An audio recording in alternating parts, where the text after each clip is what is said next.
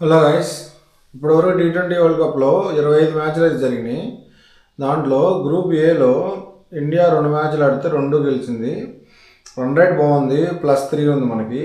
పాకిస్తాన్ 2 ఆడితే 2 గెలిచింది, 0.9 ఉంది రన్ రేట్.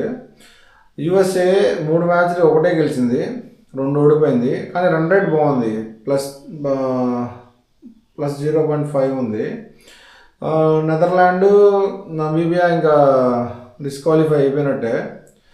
ఇంకా చూసుకుంటే గ్రూప్ ఏ నుంచి ఇండియాను పాకిస్తాను క్వాలిఫై అవుతాయి.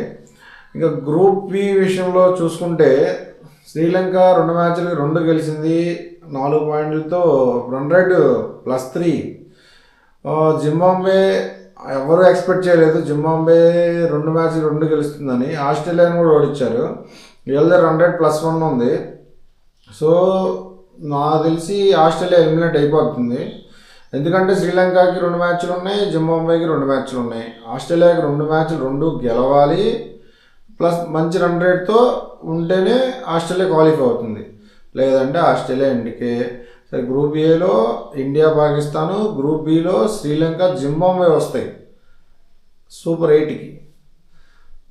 Thank you guys, like and share and subscribe guys, please guys.